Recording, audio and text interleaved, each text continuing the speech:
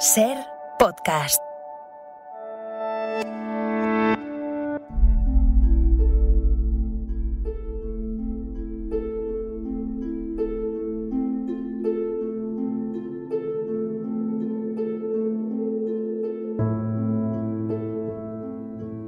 Continuamos en Ser Historia, pasamos página de nuestro particular libro de historia aquí en la cadena Ser, y los próximos minutos vamos a hablar de un tema que tiene mucho predicamento, ¿no? Entre la cultura popular, entre los enamorados de la historia del arte. Esto puede resultar un poco extraño, ¿no? Porque hablar del tarot, automáticamente la gente piensa en supersticiones, en cosas que nada tienen que ver con el trasfondo. Vamos a ver que a lo mejor sí, que subyace por detrás de estas obras maestras de casi de la pintura, podríamos decir, desde el Renacimiento hasta nuestros días. Acaba de ver la luz un libro publicado por Editorial Kairos, Tarot, Significado e Historia, cuyo autor, Pedro Ortega Ventureira, que ya ha estado en varias ocasiones con nosotros, la última vez precisamente hablando de ese tarot de Manteña, ya nos atiende. Pedro, bienvenido de nuevo a Ser Historia. Bien hallado, Nacho, un placer de nuevo estar contigo y con todos tus oyentes. ¿Cómo acaba un ingeniero enamorándose del arte y dejando en parte esa parte más mecánica, más científica, para adentrarse en otra ciencia que, como he dicho yo, en las humanidades, en la historia, cuando sumas 2 y 2 te salen 5, ¿no? Porque ahí nos movemos en valores diferentes, ¿no? Pero ¿cómo llega un ingeniero a ser doctor en historia del arte? Pues fíjate, tendríamos que irnos a una afición de juventud. Y es que yo, Nacho, cuando estaba estudiando ingeniería, era gótico. Y me gustaba un mucho. Poco lo sigues siendo, ¿no? Porque sigues vestido de negro y tal, ¿no? Efectivamente, el gótico nace y no se... Bueno, también se hace. Pero bueno, sí que es verdad que en aquella época iba de negro, con los pelos cargados, un poco de maquillaje pálido. Y entonces allí descubrí, yo estudiaba ingeniería, pero allí descubrí a Lovecraft, a Edgar Allan Poe, bueno, toda la literatura. Y luego es que además las portadas de los discos góticos hacían referencia a cuadros prerrafaelistas, simbolistas, y yo me fui enamorando de aquello. El caso es que luego, cuando ya empecé a trabajar de ingeniero en el Ayuntamiento de Madrid, me di cuenta de que en el fondo no es que me hubiera equivocado, porque bueno, pues tu trabajo es tu trabajo, pero me di cuenta de que sentía muchas ganas de aprender, y bueno, y lo que hice fue matricularme en Historia del Arte en la Autónoma. Salía de trabajar a las 3 y a las 3:30, como un clavo en clase, pues a aprender. Y me gustó tanto la historia del arte que seguí hasta que me doctoré en el año 2015. Y cuando llegué a ese punto dije, aunque estoy en el ayuntamiento, pero me quiero ir al área de cultura a seguir trabajando, y es ahí donde me encuentro actualmente. Una historia y un periplo realmente apasionante, como lo ofrecen también todos los trabajos que has realizado, ¿no? En este nuevo libro, Tarot, Significado e Historia, queremos ahondar un poco, ¿no?, en algunos aspectos que ya tratamos hace un par de temporadas con tu otro trabajo, como decía, dedicado al tarot de Manteña, pero por recordar algunos elementos básicos. ¿Cuándo nace el tarot? Porque hay mucha gente que, quizás por ese ámbito más esotérico, supersticioso, cree que viene de una tradición milenaria. Por ejemplo, yo como egiptólogo no es la primera vez, ¿no?, que me encuentro referencias a ese famoso tarot egipcio, que ya los antiguos egipcios tenían un tarot. Y bueno, claro, yo digo, de esto no veo nada en las fuentes, ni en los textos, ni en la forma de pensar de los antiguos egipcios, ¿no? ¿Cuál es el momento en el que nace el tarot? Pues bueno, tú has dado la clave, Nacho. Ahora hablaremos de por qué hay mucha gente que piensa que el tarot es egipcio, pero el tarot en realidad proviene del norte de Italia, de las ciudades-estado de Milán y Ferrara, pues de ese siglo XV de esplendor renacentista, ¿no? Y es que hay un hecho fundamental, que es el tema de Petrarca y sus triunfi, sus poemas dedicados a los triunfos que no dejó terminados a su muerte. Y el caso es que la familia Visconti va a atesorar la biblioteca de Petrarca. Y no es y ahí la pista de esa vinculación es que los primeros juegos del tarot se conocen como juegos de triunfos, como los triunfi de Petrarca, y es que además se dan en la corte de Milán. O sea que no es baladí pensar que esos triunfos, esos conceptos que Petrarca vierte en sus poemas, se trasvasen a una baraja de cartas, ¿no? Y es que las barajas de triunfos, estos primeros tarots, están hechos de una manera muy delicada, como tú bien mencionabas, son prácticamente obras de arte. Ahí tenemos a artistas como Bonifacio Bembo, que lo que hacen es coger unas cartulinas, decorarlas con pan de oro o plata, con ricos colores, en las que nos encontramos, digamos, toda una serie de alusiones alegóricas a personajes como el emperador, la emperatriz, el papa, la papisa. Pero detrás de ahí está, digamos, ese significado de los triunfos de Petrarca que mencionábamos antes. El caso es que la cuestión es que a las barajas tradicionales, las de cuatro palos, se le añadieron, en principio no sabemos cuántos, y luego se quedarán fijados como 22 cartas de triunfo, que son un poco las que conocemos como arcanos mayores y distintivas del tarot, tal y como lo vemos hoy en día. Además, por lo que estás contando, puede trascender, ¿no? Puede haber por debajo, se puede leer entre líneas un significado mágico, tal y como aparece en cualquier pintura desde la Edad Media, el Renacimiento, hasta nuestros días, ¿no? Siempre hay que leer un poco entre líneas lo que nos está transmitiendo el artista, pero de inicio parece una cosa más profana, ¿no? Cartas para jugar. Sí, el caso es que no hay unanimidad en este aspecto porque tampoco hay los datos suficientes. Helen Farley, que es una investigadora anglosajona que ha tratado el tema, habla de la historia del tarot desde, digamos, desde el juego de azar al esoterismo. Pero si pensamos, Nacho, fíjate, hablaba antes de Ferrara, que en Ferrara, aunque los primeros tarots que tenemos constancia son los Visconti en Milán, pero el primer registro que habla de cartas de triunfos es en Ferrara, en los años 20 del siglo XV. O sea que Ferrara también fue un núcleo donde hubo bastantes tarots. Y es que allí tenemos a los hermanos Leonelo, Hércole, que van a gobernar en esa ciudad-estado y que van a estar muy vinculados con la astrología. Y es que, bueno, algunos de ellos vestían cada día del color del astro que predominaba, no movían un dedo, incluso dejaban plantado al mismísimo Papa si los augurios le decían que no.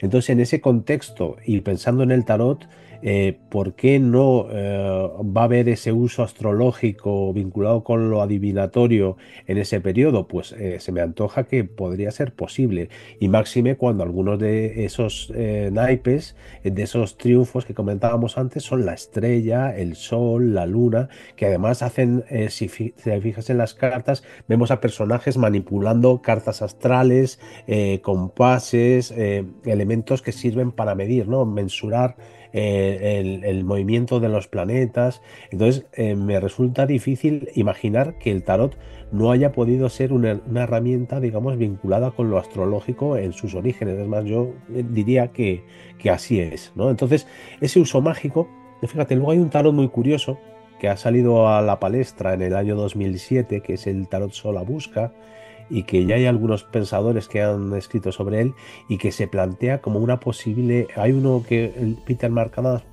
plantea que pueda ser tener un uso de magia ritual, y hay otra profesora de Italia, de la Pinacoteca de Brera, que plantea también la vinculación de este tarot con la alquimia. O sea que estamos hablando de disciplinas herméticas vinculadas con uso de algunos de los tarots de los orígenes. Así que se me queda corto pensar que este juego solo fue un simple juego de azar. Uh-huh.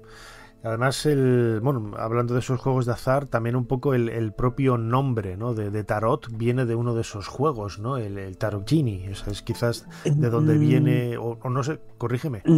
Sí, Nacho, no hay, a día de hoy, no hay una etimología exacta de lo que significa la palabra tarot.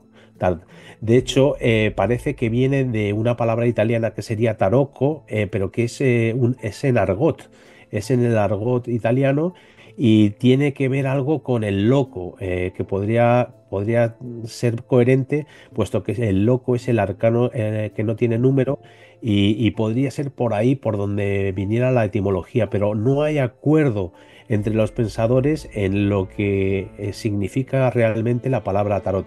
Y el tarot chino que mencionabas tú es un tarot pequeñín que se dio en Bolonia y que es la misma baraja, pero quitando los números del 2 al 5 de la baraja, de los palos, digamos, de los arcanos menores, ¿no? De los palos de oros, copas, espadas y bastos, le quitas del 2 al 5 y te quedas con una baraja más pequeñita. Pues ese es el taroquino boloñés.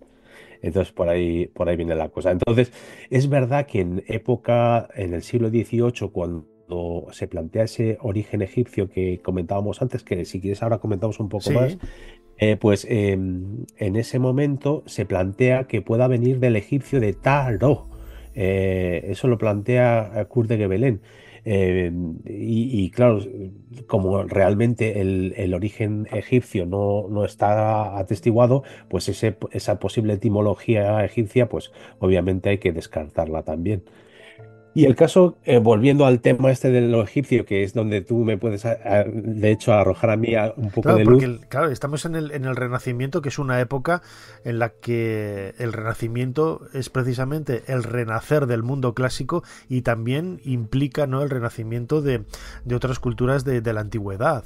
Y empiezan a tomarse algunos elementos en la decoración que recuerdan, ¿no?, un poco el mundo de los faraones, porque es algo muy exótico, que a su vez, ¿no?, nosotros hemos heredado a través de ese mundo clásico, a través de Grecia y Roma, y claro, todo aquello que venía de Egipto le da pues un halo, ¿no?, de misterio, de antigüedad y de sofisticación, ¿no?, que quizás también es algo que está intrínsecamente ligado a la historia del tarot. Sí que es verdad que hay influencias egipcias, o se cree que hay influencias egipcias en personajes como Hermes Trismegisto, que podría estar en el trasfondo de algunos naipes, digamos, del tarot de los orígenes. Pero donde digamos, se desata un poco la egiptomanía es precisamente en el siglo XVIII, que tú bien conoces, de cómo Napoleón está trayendo a Europa esos jeroglíficos egipcios que todavía no han sido descifrados por Champollion, que todavía no se conocen. Y es en ese momento donde personajes como Kurt de Gebelén o Etela empiezan a pensar que, claro, es que lo fascinantes que son los jeroglíficos egipcios, ¿cómo no pensar que todo lo maravilloso viene de esa cultura?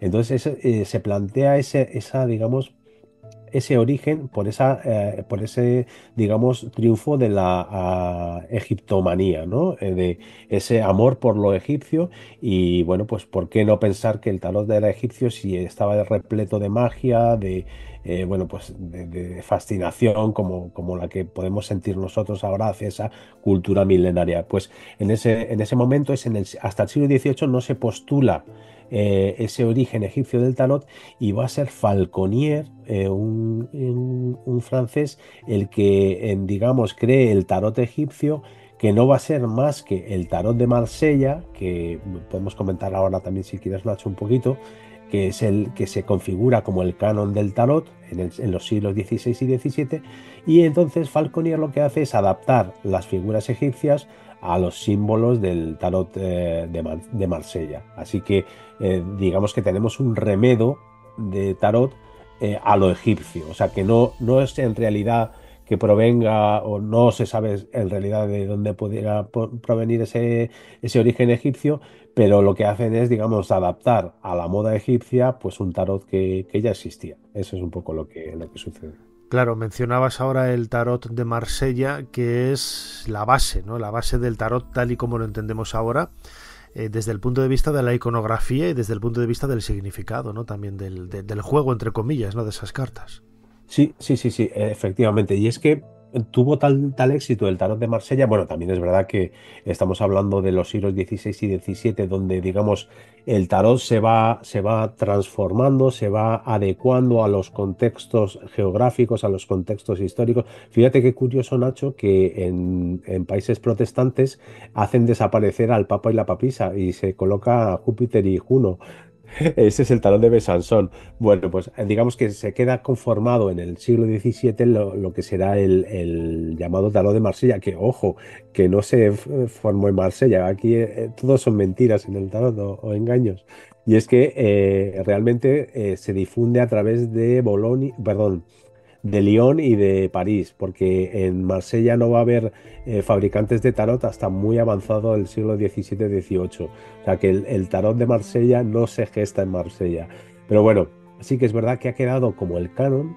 Y fíjate, vamos a hablar de un personaje que es Alejandro Jodorowsky y que él piensa que el tarot verdadero es el tarot de Marsella, pero buscó un tarot de Marsella muy concreto y al que aplicó, junto con Camoin, que es un investigador y un coleccionista, aplicó lo que para él son los colores reales del tarot, y lo que han hecho ha sido crear el tarot Camoin-Jodorowsky, que es una revisión supuestamente certera de cuál es el verdadero tarot de Marsella que hay que emplear en la adivinación o en lo que a Jodorowsky, en los modos que él lo emplea, que según él su uso del tarot es para la sanación.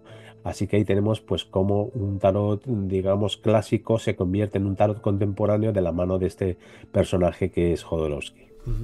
De lo que no cabe ninguna duda es que precisamente con la eclosión de muchas sociedades secretas, de un pensamiento racional a partir del siglo XVIII, también es el momento de eclosión del tarot, con esas ideas base, ¿no? A partir de las cuales se crea la tradición y la propia historia del tarot.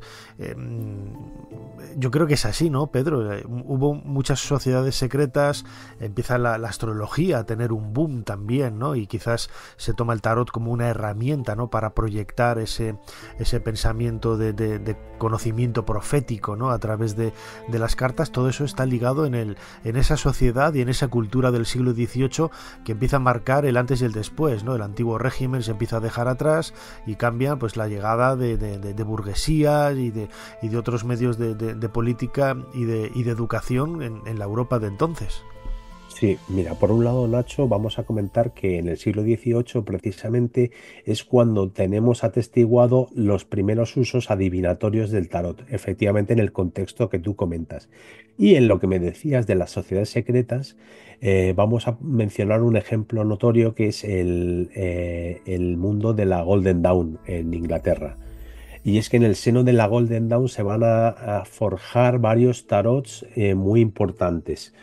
Uno, el tarot de Aleister Crowley, que es un tarot, digamos, ex novo. También es un tarot inspirado en el libro de Thoth, o sea que Crowley sí cree en el origen egipcio del tarot y de hecho, digamos, toma de su mano a Frida Harris, una pintora, para que le diseñe sus cartas.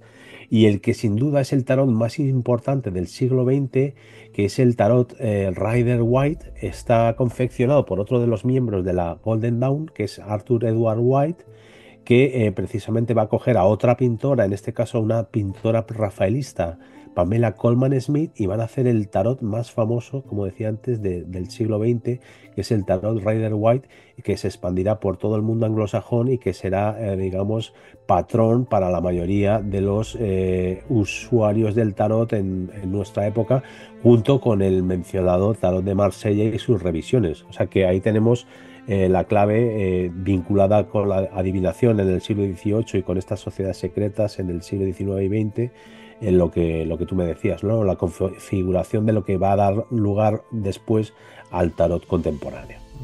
Ya para ir acabando, Pedro Ortega, autor de este libro Tarot, Significado e Historia, publicado por Kairos, lo comentábamos al principio, ¿no?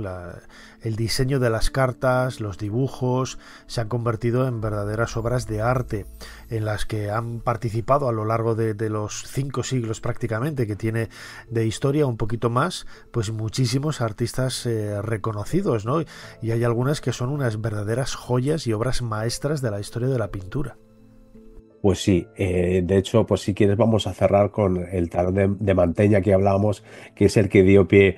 Y es verdad que, bueno, no ha dado tiempo a comentarlo, pero así brevemente, decir que el arte que llega el arte y los conocimientos que llegan de la Edad Media al Renacimiento se plasman en las creaciones del tarot. En los 3 septenarios, o en el caso del de Manteña, en sus 50 cartas, lo que hay es un trasfondo del microcosmos, del macrocosmos y de las fuerzas que operan entre uno y otro para, digamos, poder manipular desde el mundo de los vivos aquello que está más allá. Y además realizado de una forma magistral por artistas de la talla, bueno, en este caso de Manteña no, porque él no diseñó este tarot de Manteña, pero sí por ejemplo, de Alberto Durero, que fue uno de los responsables en la migración del tarot, digamos, a Centro Europa a partir del mundo renacentista italiano. O sea que ahí tenemos a ese Alberto Durero replicando las cartas del tarot de Manteña, o al mencionado anteriormente Bonifacio Bembo, uno de los grandes artistas a caballo entre el gótico y el renacimiento. Y bueno, pues hemos mencionado también ya en la época contemporánea a Pamela Colman Smith, pero podemos mencionar a Leonora Carrington, por ejemplo, la gran pintora surrealista, que es otra de las grandes personalidades que ha dedicado parte de su arte al tarot, ¿no? Bueno, no olvidemos también otro grande de la pintura, que es Salvador Dalí. Salvador Dalí también tiene un tarot de su cuño, y que, bueno, pues tiene también muchas historias singulares que contamos. Y no voy a desvelar ya más, Nacho, porque si los oyentes quieren conocer estas anécdotas y estas historias, pues les invitamos a que, si el tema les parece interesante, que lean este tarot Significado de Historia. Desde luego que sí, una historia alucinante y apasionante, el tarot, Significado e Historia, publicado por Kairos, que hemos presentado y desglosado aquí en los últimos minutos en esta charla que hemos tenido con su autor, Pedro Ortega Ventureira. Pedro, como siempre, muchísimas gracias una vez más por habernos ayudado a hacer un poquito más de historia. Ha sido un placer, Nacho, muchas gracias.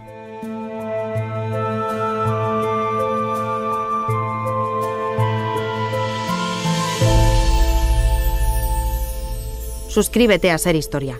Todos los episodios y contenidos adicionales en la app de Cadena Ser y en nuestros canales de Apple Podcast, Spotify, iVoox, Google Podcast y YouTube. Escúchanos en directo en la Ser los domingos a la 1:30 de la madrugada. Cadena Ser. La radio.